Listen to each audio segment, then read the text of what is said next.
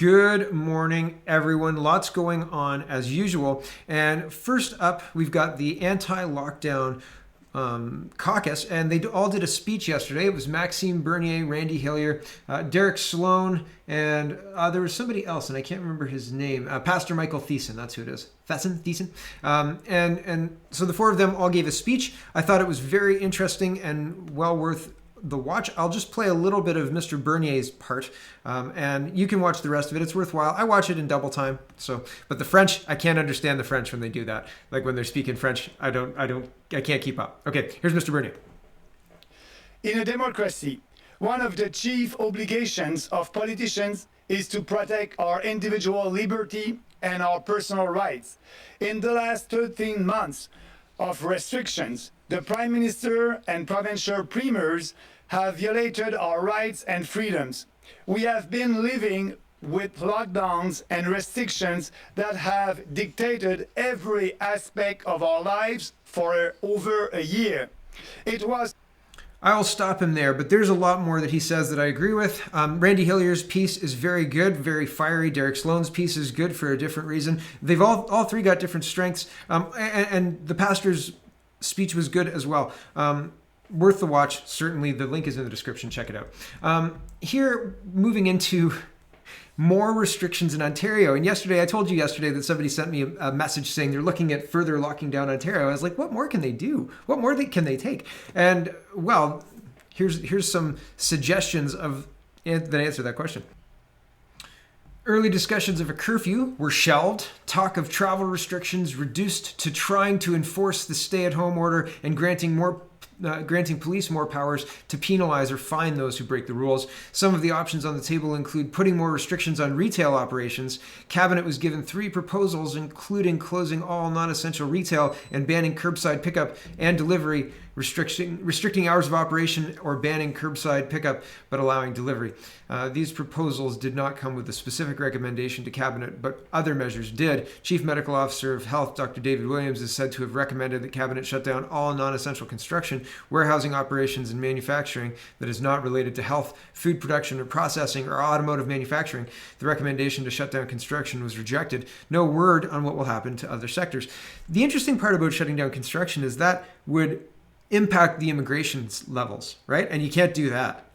Oh my goodness, you can't do that. We've got, what level of unemployment? 9% or something like that. And the way they calculate it is kind of hinky, right? It's kind of not so good. So when you've got an unemployment rate that's high, what do you need? More people, right? Obviously, bring lots of people. Everybody you possibly can. Roxham Road, open it right up. Flights landing every day? Oh yeah, temporary foreign workers, students, get in here, sure.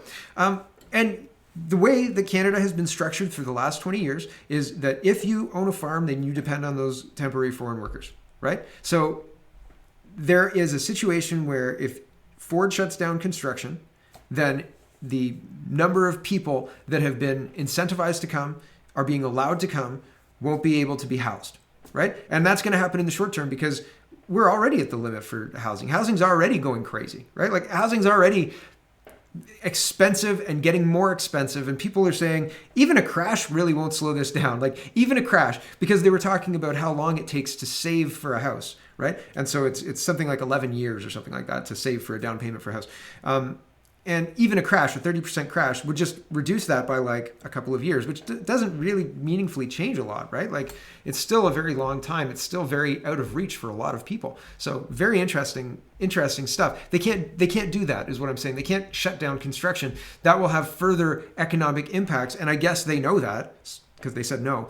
It looks like they know at least as well that a curfew won't be tolerated. Look at what's happening in Montreal. I mean, and I was going to say, how could you possibly consider that when you've seen the footage out of Montreal? Like, and what people are doing and saying and how popular that's been, right? It seems to defy reason. And yet still they're talking about further restrictions. And I don't know that further restrictions would have any kind of impact on the curve, right? When the PCR test is the only thing being used to justify the case numbers. And the case numbers are being used to justify the lockdowns, the closure of businesses and all of that other stuff, right? And that's just how it is. That's just how it is. So,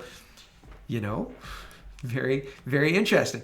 Pundit class says, O'Toole broke trust, Ford broke trust, Kenny broke trust, Liberals are corrupt, NDPs are chumps, the Greens are nuts. The bloc doesn't care about Canada.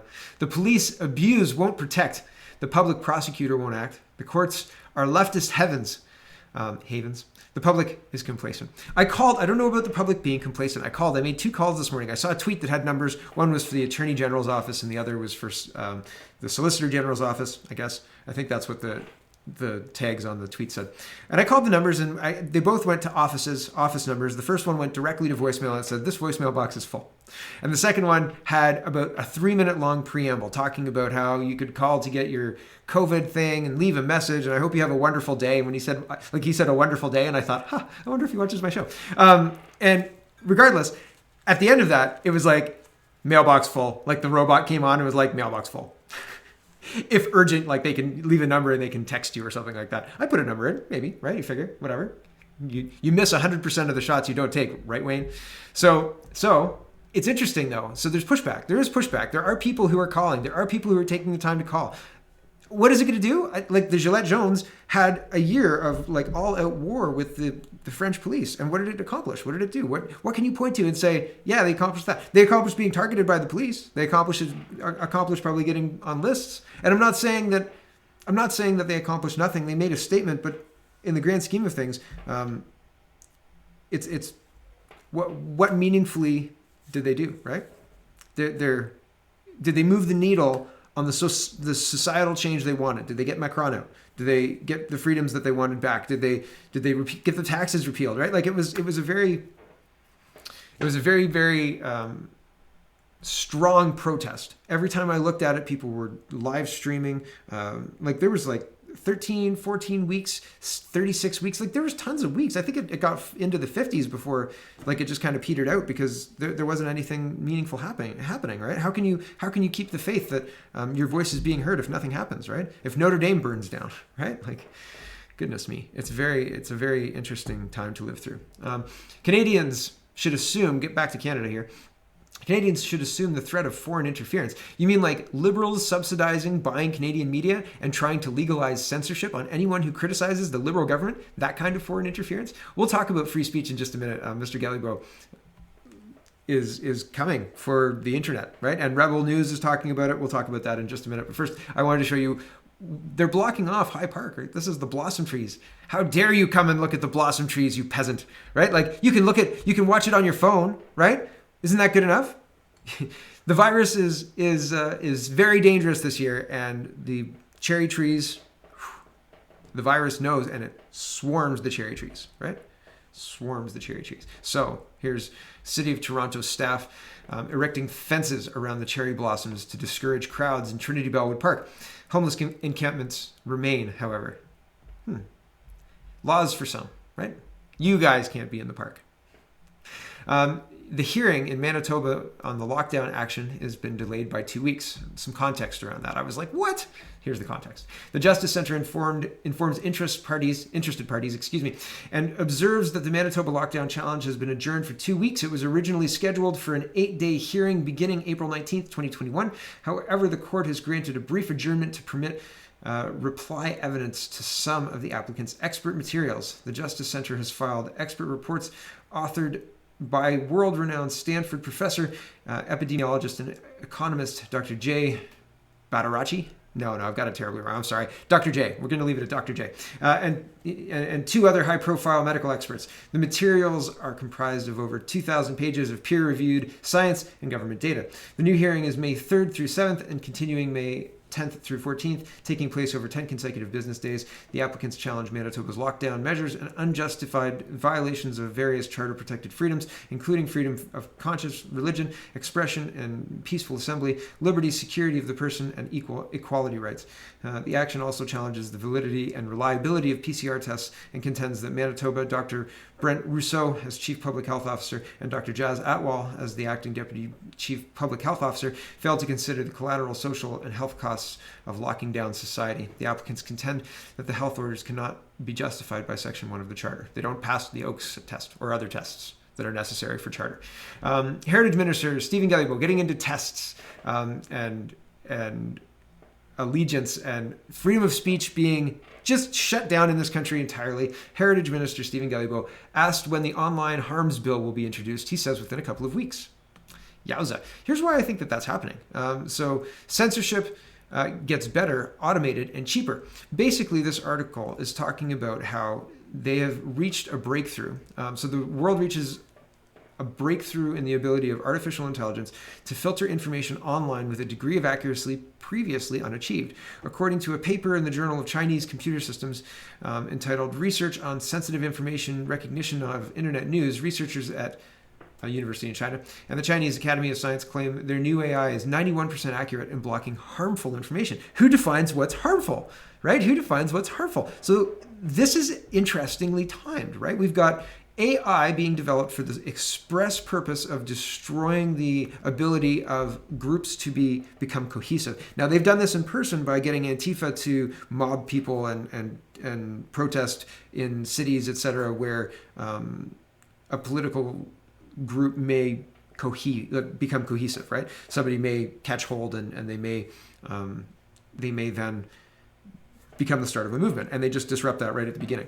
But they're doing the same online now. You can't organize online because the AI has gotten so good, and the Canadian government is out of touch so much that they want to silence their critics instead of back up their positions with data and accountability, right? They just want to, you silenced. Bye. Get out of here. See you later. That's it. Gone, right? Ban hammer. They'll just take down your website. 24-hour website takedown notice. Ezra Levent says, Gallibo wants to ban critics from the internet before Trudeau's election, right? That's in response to the tweet. Heritage Michael Geist, this is a technology guy, law professor and Canadian research chair in internet and e-commerce law. He says, Heritage Minister as Gallibo asked about consultation process on online harms, says talked to civil society groups, platforms, other governments, admits there has not been a public consultation. And there were people consulted, but it was people who would play ball, I suppose. And this person speaks out, and she says, Lex Gill. I'm blocked by her on Canada Poly, but not in other ways. But whatever. Lawyer, litigation for the people, Law McGill lecturer, former what is this? Supreme Court of Canada, English clerk, Chief Justice, and whatever. She's got a long legal resume. But she says, I was among those informally consulted on a call with the government and other experts. It was clear even then that Heritage Minister's mind was made up on this proposal and on 24-hour takedowns. Wondering if others consulted had this experience. The public deserves to be part of this conversation. So no public consultations, but they definitely want 24-hour takedown notices for websites. So they want to directly just crush your website. That's it, done. See you later. Your website's gone. Because the government says you're spreading misinformation that it doesn't like. That's a scary place to be, right? That's what's happening. So it's a good time, I guess, to remind you to get on my mailing list. Today's supposed to be the first day, but today's supposed to be the first day of the newsletter, but I'm still struggling with my technology for sending the newsletter out. So I will send it out as soon as I can, but it may be delayed. So just in case you have signed up, but you can sign up on CanadaReport.co at the top one, which is show updates and the newsletter, and the second one, which is just show updates in case YouTube gets rid of me. So that is just something to take note of, just in case, right? In case Mr. Kelly will. But I guess if the website gets taken down, right? But will they take both of them down, right? I don't know. Anything that's owned by you because we don't like you, crush, right? Just like the Rebel. Because how many websites does the Rebel own, right? Very, very, very interesting. Very interesting. Very concerning indeed. And in case that wasn't enough for you, they're making criticism of police into hate speech, right? Liberal MP Kevin Lamoureux has sponsored an e-petition that would make it a hate crime to criticize the police. Oh, man. Welcome to Canada. Like, it just keeps getting worse, right?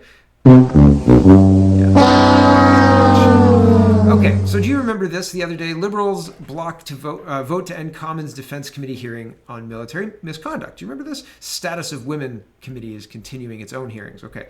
One of the two parliamentary investigations into sexual misconduct in the Canadian military is being shut down. The governing Liberals, with the support of the Bloc Québécois, forced a motion through the House of Commons Defense Committee on Monday that effectively ends the hearings into misconduct this week and sends the issue onto the report writing stage. Both the opposition Conservatives and the New Democrats opposed the motion.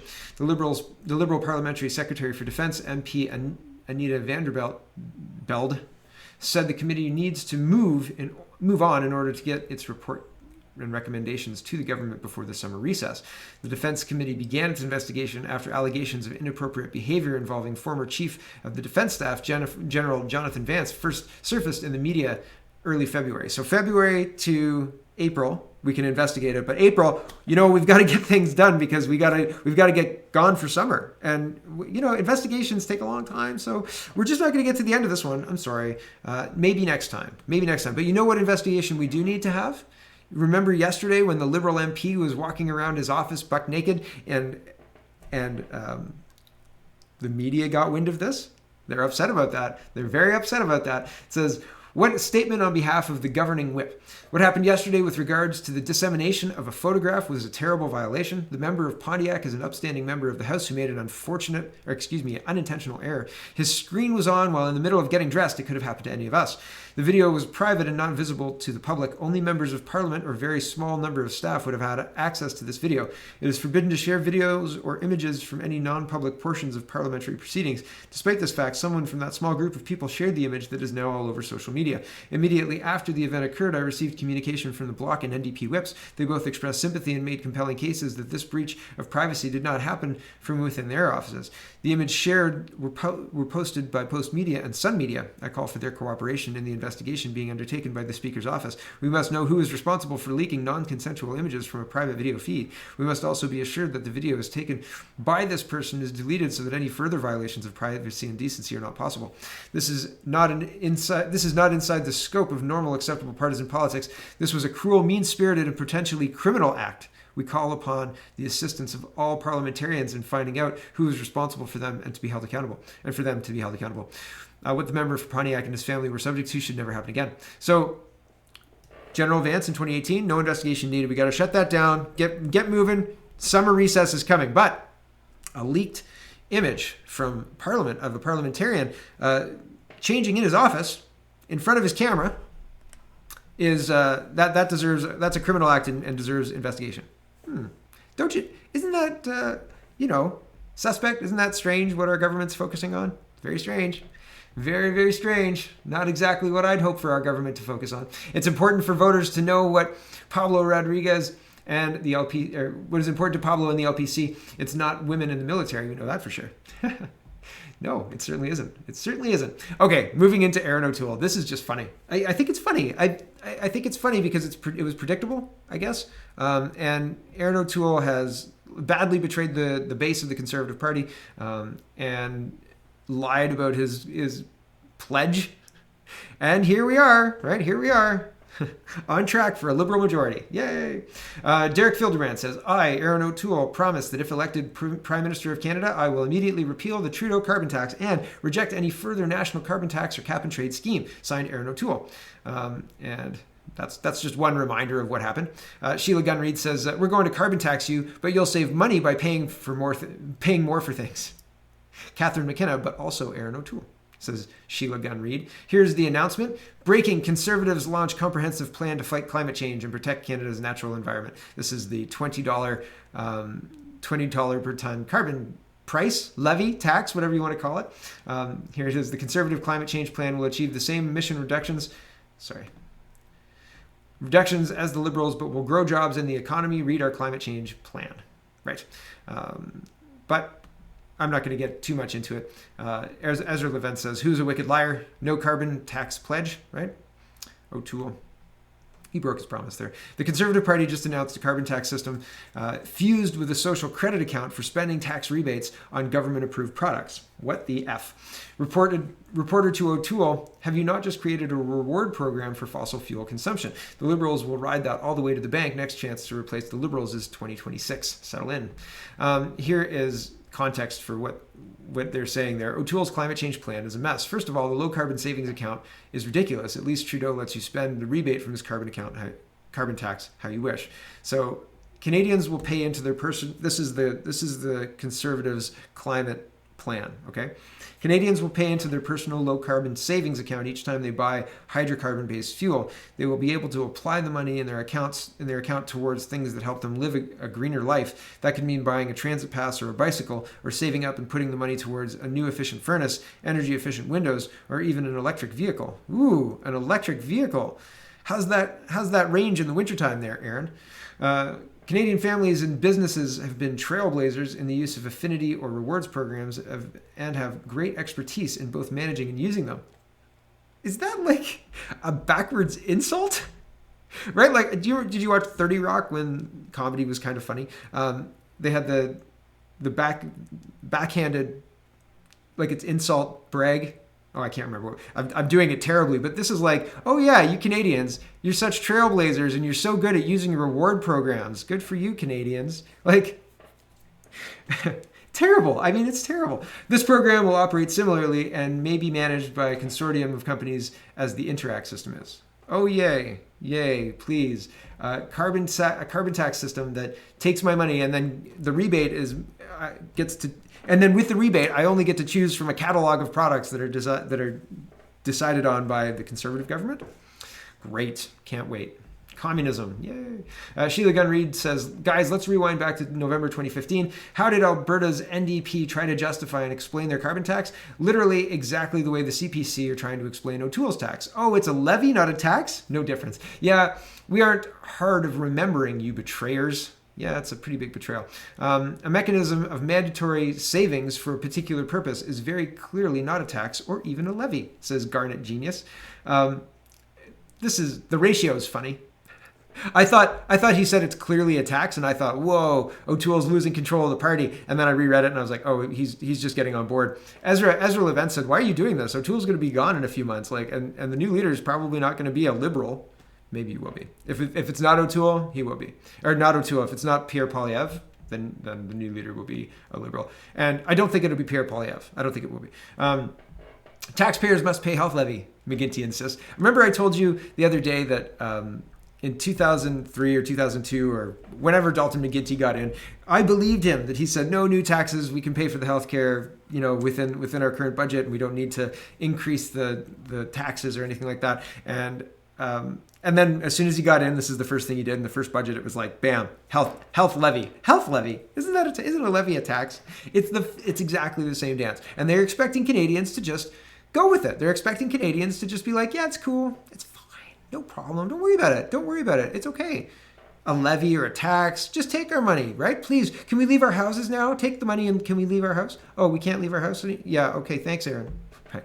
It's the same thing, right? It's the same thing. Here's Aaron O'Toole again. Our plan to get Canadians back to work. I saw this last night and I thought it's very, very funny that Aaron O'Toole talks about supporting small businesses, but won't talk about the removal of our civil liberties, won't talk about the removal of our rights, won't talk about locking down the healthy portion of our population, won't talk about, like, supporting businesses maybe means reopening the business, right? But as he's not interested in reopening the business,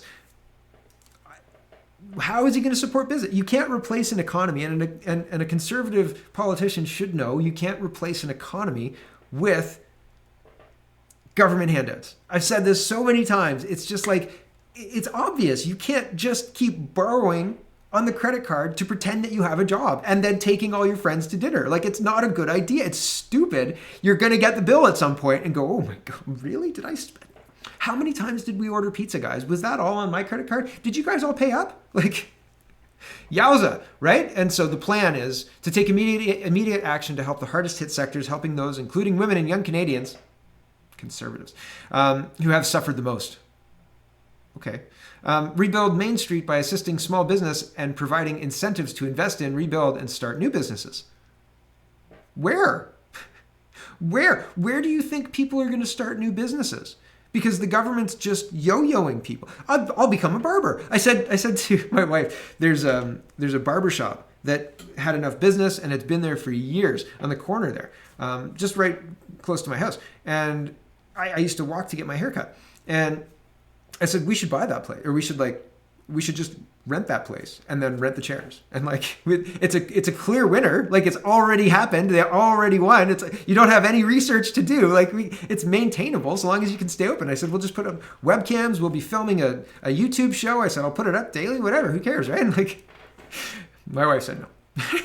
My wife said no. If anybody wants to get into the hair care podcasting business, let me know. But I figure like these businesses, all the hard work has been done, right? But when the government is completely inept and completely incompetent and unable or unwilling to actually allow businesses to function. Like if the government says you can open on the 12th and then on the 10th they say actually you can't because we've just changed all the rules for everybody, and then on the 20th everybody but you gets to reopen, right? And you're just like, what? We changed the rules, now we're in a big old lockdown, but like it's all the same except that you're doubling down on enforcing the rules on me. Weird, wild, crazy, right? It doesn't seem to make any kind of sense. So yeah, maybe I'll take the subsidy and open my hair care salon, right? My hair care business, right? Anybody want to rent a chair, right? Create opportunity in all sectors of the economy and all parts of the economy. What does that mean? It's so ham-fisted and mealy. Now I haven't read their pamphlet about it, right? The Secure the Future Canada's plan. I haven't read this. And the reason is because they just seem so inept. They seem just completely so inept. The other thing, somebody was saying, you've got it wrong. O'Toole's not going to vote against the private member's bill. He's going to vote for it. He doesn't approve of sex-selective abortion. I looked. Like this is CTV News. I know you linked something to me. Put it in comments at CanadaPoly.com because Rumble doesn't let me click on it and I can't highlight it to do anything with it. So put it on the comments. But as far as I can tell, O'Toole is not going to be voting. He'll vote against the sex selection abortion bill. O'Toole to vote against Conservative MP's private bill on sex selective abortion. So, am I wrong? If I'm wrong, I'll let people know. But as far as I know, as of the 12th, he's voting against it, right? And I think that they actually had the vote yesterday, and I think that he did vote against it. But I couldn't find that when I was looking for it, on Google this morning. So apologies. But let me know if I've got that wrong, because if I've got it wrong, I'll let you know. Okay, I'm going to break the show right now, and we're going to go over to Rumble or whatever. But I'm trying something else, so the whole show should be on Rumble now, and this should just be annoying mid-talk. So I'll cut it and get to it.